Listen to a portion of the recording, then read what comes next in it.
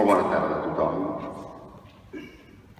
Això és un compromís molt gran, perquè tots sabeu que quan un li passa una cosa l'explica als amics, a vegades l'explica als veïns, fins i tot a gent desconeguda en una barra de bar a les 2 de la matinada, però el més difícil és explicar-ho a la família. I aquí hi ha la família. Vosaltres sou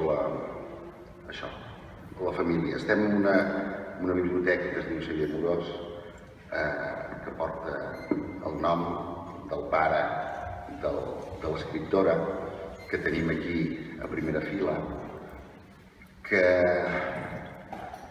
va ser l'esquer que a mi em va obrir els ulls a moltes coses, a la lectura, al teatre.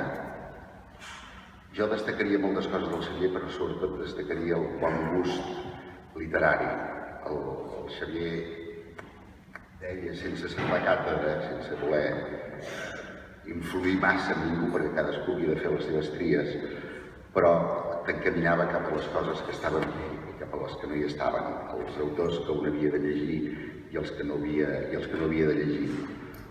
Tot això passava fa molts anys, amb unes hores estranyes, que eren quarts de 10 de la nit, les 10 de la nit, quan tancava les Amèriques, i uns quants deixebles del Xavier, encara que no ho fóssim oficialment, ens n'anàvem, ens recolzàvem al taulell i entremig de peces de roba sortia l'Espriu, i sortia la Rodoreda, i sortia tot de noms desconeguts per mi, però que jo, com un asmàtic que ho era, devorava gràcies a aquestes instruccions poètiques del Xavier. També vaig descobrir el que era la bona poesia llegint el que ell ens deia i la seva. Dic que és un compromís perquè jo no sé com es presenta una novel·la. No n'he presentat mai cap, no sé massa com fer-ho, però el que presentar una novel·la, què seria? Explicar-la? No us explicaré pas l'argument, ara que està de moda la paraula spoiler, no faré spoiler de la novel·la. Però explicar-la aquí, una novel·la no es fa. Un poema, una novel·la, una obra de teatre, no es fa fins que no arriba l'espectador, fins que no arriba el lector. És com una mena d'ampolla llançada al mar amb un missatge dintre i cada lector l'acaba a la seva manera. Jo no puc parlar de la novel·la, puc parlar de la meva novel·la. En primer lloc, sobretot voldria donar-li les gràcies a la Lluïsa per haver-me telefonat. Va ser jo la vaig veure molt quan era petita. Després la vaig veure molt menys i han passat molts anys que no l'havia vist. Em va sobtar, em va agradar, vaig dir, no ho vaig pensar, vaig dir que sí, no? Quan estàs enamorat d'algú i et demana un matrimoni, doncs dius que sí, no t'ho penses, si realment estàs enamorat d'algú. Va ser una mica la mateixa resposta. Després, que em vaig penjar, vaig pensar, i per què m'ho ha demanat? Per què m'ha demanat que presenti una novel·la seva? Vaig agafar l'AVE al cap de mitja hora, m'havia arribat la novel·la de moment en format mail, vaig començar a llegir-la i la vaig acabar al taxi just al baixar de l'AVE anant a Madrid, la vaig acabar. Llavors vaig entendre per què me l'havia demanat. La novel·la es diu El retorn de l'Àngela. Té dos temes que no em poden agradar més.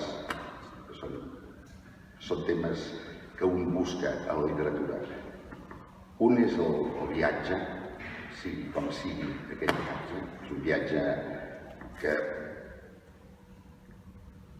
pretén ser físic, però no és veritat. És el viatge que fa l'Àngela, molt senzillament. L'Àngela viu a Suïssa, va néixer a Reus, torna al cap d'uns anys, de molts anys, per vendre la casa dels seus pares. I aquest és diguéssim, el primer tema, aquest viatge físic, aquest viatge que després fa per Reus. En realitat és un viatge personal, personalíssim, és un viatge de l'ànima, un viatge que passa al cap, passa als ulls, passa a les orelles, però també passa dintre d'un mateix. I l'altre tema és la casa. La casa, em ve al cap, sempre un busca referents, jo intento no trobar-los, però em ve al cap la Rodoreda, amb el mirall trencat, que també és una casa que amb el temps es va omplint d'unitat, que amb el temps es va desfent i, com diu la Lluïsa gairebé al final de la novel·la, quan ven la casa hi ha un moment que es troba davant de la reixa i diu: ja no hi podré entrar mai més, ja no hi podré entrar més. He tallat tot el que m'unia en el meu record. Ara us semblarà una exageració, però no ho és. Durant un temps de la meva vida només vaig llegir Proust, segurament perquè quan un agafa el Proust no el pot deixar i després hi torna, i després hi torna, i després hi torna. Per mi és com si hagués trobat no una pintura del Proust, però un dibuix. A mi m'agraden més els dibuixos, generalment, que la pintura, que es veu el gest del dibuixant, el gest del pintor. En aquest cas, el gest de l'escriptor. Jo m'he passejat amb l'Àngela per Reus. Me l'he llegit 3 vegades. Me la vaig llegir a l'AVE, me la vaig tornar a llegir al cap de 48 hores. Es va posar un baríton malalt i no va poder assajar i vaig dir: doncs és un bon moment. I vaig tornar a llegir la novel·la. I després, quan va ser física, quan això ja es pot tocar, i me l'he tornat a llegir. Quan dic que he fet el viatge amb l'Àngela, no és una figura retòrica. En primer lloc, el llibre està molt ben escrit. Això sembla una tonteria, però no ho és. No sé què em passa els darrers mesos, que hi ha molts llibres que començo i que no aconsegueixo passar de la pàgina 50, no pel que m'expliquen, sinó pel com m'ho expliquen, perquè no estan ben escrits. A mi em sembla que no estan ben escrits. La gent de teatre, com que hem de dir les paraules han de tenir un ritme, una harmonia, una música, la música personal de la persona que les escriu, i moltes vegades no hi trobo música, no hi trobo ritme, no hi trobo harmonia. Com diem els de teatre, és com si tinguessin pedres a la boca, i amb pedres a la boca no es pot parlar, i amb pedres a la mà, doncs segurament no es pot escriure. Jo aquest viatge l'he fet, per això li vull agrair, perquè és un regal. Jo també me'n vaig anar de Reus fa molts anys. He vingut més sovint del que l'Àngela venia a Reus, però he vingut sempre disparat. He vingut a veure els meus pares, ara la meva mare, he vingut a vegades a retrobar-me amb alguns amics, però la meva vida s'ha desenvolupat fora. I, com que venia a tiro hecho, diuen els castellans, hi ha molts carrers, moltes olors, moltes persones, molts colors que tenia completament oblidats. I avui he vingut expressament més d'hora per poder-me passejar per molts dels carrers, per molts dels llocs que explica l'Àngela i que per tant explica la Lluïsa i que són absolutament meus. És com si la Lluïsa hagués endevinat una mica què passava a mi, quina relació jo tenia amb aquesta ciutat, quina relació tenia amb la meva infantesa. Jo també tinc la meva Eugènia, la meva Sofia, la meva Roser, que són les 3 amigues que ve a trobar l'Àngela, que es troba i que necessita veure-les, que havien estat amigues d'infantesa i de joventut, i han passat molts anys. A mi m'agrada molt una frase d'aquesta novel·la que diu: aquest jardí és un bàlsam per mi. No havíem d'haver trigat tant a veure'ns, parla de les amigues. L'Àngela té un altre aspecte, també la Roser i l'Eugènia. I després afegeix: suposo que jo també. Hem envellit. A mi m'agrada el suposo que jo també. Sembla un vers del seu pare. En el cas és molt bonic perquè a més és una dona que ho diu. Segurament un home no ho hagués escrit, però la dona diu... Podia concloure i acabar dient només hem envellit, però hi ha un punt de coqueteria magnífic, que és el de la frase d'abans. Suposo que jo també. Doncs jo segur, jo també he envellit. No som de la mateixa generació, però som d'una generació semblant. Vam viure el mateix Reus. Jo sempre lamento dir-ho, vam viure un Reus lleig. Era un Reus en potència, però era un moment lleig. Era un moment lleig pel nostre país, era un moment lleig que tots intentàvem amagar-ho, dient que Reus era fantàstic, que Reus era magnífic. Reus segurament, sens dubte, havia estat fantàstic, havia estat magnífic. No ho era. Teníem, per sort, els nostres refugis. Teníem, sobretot, per mi, el centre de lectura, que era l'entrar al temple de la saviesa, de la serenitat, del coneixement. Les classes de dansa em semblava que eren la Júlia School, les exposicions em semblava que estava al Museu del Prado, és a dir, tot agafava el Fortuny, em semblava que era més que el Liceu, em semblava que era l'Escala de Milà. Tot tenia un altre valor, però teníem un Reus molt limitat. No ho és. Aquesta ciutat, he mirat l'alcalde directament, no perquè ho hagi fet l'alcalde ell directament, només ell, però sí que molta gent s'ha preocupat que aquesta ciutat fos molt més bonica, fos més agradable, que s'hi pogués passejar com jo m'he passejat aquest migdia i aquesta tarda.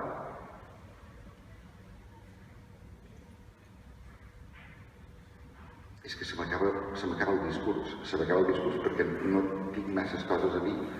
Jo no sé si la novel·la que llegirà cadascú, jo us recomano que la llegiu tothom. És una novel·la que entra com entra una bona obra de teatre, com entra una bona sinfonia. T'entra per les orelles, t'entra pels ulls, t'entra per la pell i pel que veig, és molt probable que molts de vosaltres pugueu ser l'Àngela, com jo ho he estat cada vegada que l'he agafat i com ho he estat aquesta tarda. Els records, jo no sé si tots els records i tot el que explica la Lluïsa a la seva novel·la són producte de la ficció, són un exercici literari. A mi em semblen molt més que tot això. En tot cas, si a tu no t'afecta directament, que sàpigues que el lector, que sóc jo, sí, m'he mirat Reus d'una altra manera. He sentit moltes coses que sentia de petit, que s'han tornat de cop i volta a renovar. Les peixateries, ja ho he dit moltes vegades, i el forn dels meus pares, i les magdalenes, i la farina, i les Amèriques, i la carretera de Castellvell. I una manera implacable i molt poderosa d'explicar els sentiments que un sent. Per això he començat parlant del seu pare, perquè la poesia del Xavier també ho té. Hi ha alguna cosa, hi ha algun cromosoma, alguna cosa genètica que segurament et deu haver passat, perquè la poesia del Xavier també està ple de dones. La Genoveva, la Caterina, són dones que expliquen la seva història. Naturalment, quan dic que és un dibuix del Proust, el Proust parlava d'un altre moment, parlava d'una altra societat. La Lluïsa no, parla de nosaltres, parla dels que som aquí. Tots els que som aquí, jo en conec bastantes cares, alguns noms no me'n recordo, alguns sí. Tots els que som aquí hem viscut aproximadament la mateixa època.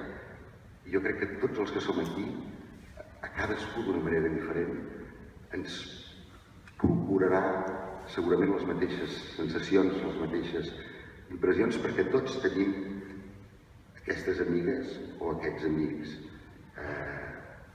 Tots tenim una tia Ramona per anar a veure i que voldríem que ens expliqués allò que de petit ens van amagar o que allò que no ens van dir.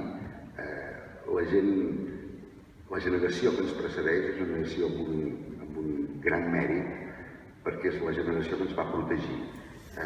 No ens explicaven determinades coses. Jo acabo de fer fa molts pocs mesos un espectacle on tot parteix d'un oncle que va morir a la lleva del Riberó, a la batalla de l'Ebre. Perdó, que era de la lleva de l'Iberó i que va morir a la batalla de l'Ebre. Però a casa meva no m'ho van dir. Jo no ho vaig saber fins als 9 anys, perquè ens protegien de les coses que ens poguessin fer mal. Havien viscut una part tan miserable i tan lletja del que és capaç el ser humà que intentaven tapar-ho, no només per oblidar-ho ells, sinó per treure'ns totes les penes i tots els mals que poguessin tenir. Ens van acomboiar. I aquest llibre m'ha tornat a fer viure i a més m'han vingut ganes de posar a escriure. Això és una cosa que mai publicaré, mai no l'ensenyaré, però de cop i volta em vaig dir 10 planes escrites que són gairebé una còpia del que ha fet la Lluïsa, una mala fotocòpia del que ha fet la Lluïsa, dient jo, si pogués encara hi afegiria això i això i això, que són la majoria de les coses que han passat. Doncs aquestes que no li han passat a la Lluïsa m'han passat a mi. Jo no ho sé per un lector, per això he dit que puc parlar de la meva novel·la, de la novel·la que jo he llegit. Jo no sé per algú de Cambrils o per algú de Lugo si li pot procurar una experiència semblant. A mi em sembla que sí, no serà la mateixa, però jo tampoc no vivia a l'època del Proust ni coneixia la gent de la qual el Proust me'n parla i que a un se li arriben a fer familiars. Em sembla que és un viatge evocador, que és un viatge que a la Lluïsa i a l'Àngela li han valgut la pena. En tot cas, a mi m'ha emocionat i mentre en parlo em puja altra vegada l'emoció.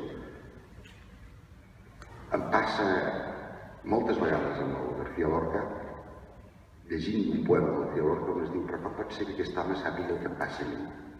No sap el que em passa a mi. A ell li passa el mateix i a mi em passa el mateix que li passa a ell i que li passa a molta gent. Hi ha una diferència. Ell ho sap dir, jo no. Jo ho sé viure però no ho sé. Doncs en el cas del Retorn de l'Àngel, en el cas de la Lluïsa passa exactament el mateix. Com podia saber el que em passava a mi? Com?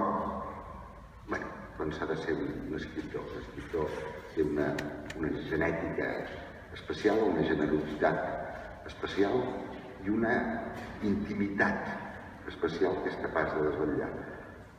La Lluïsa ha escrit el que em passava a mi i el que passa i el que m'ha passat aquesta tarda i segurament el que us pot passar a molts de vosaltres. Si m'hagués tocat l'Euromillion, compraria tota l'edició i us la regalaria absolutament a tots. Fem una contribució a la cultura i que cadascú el compri.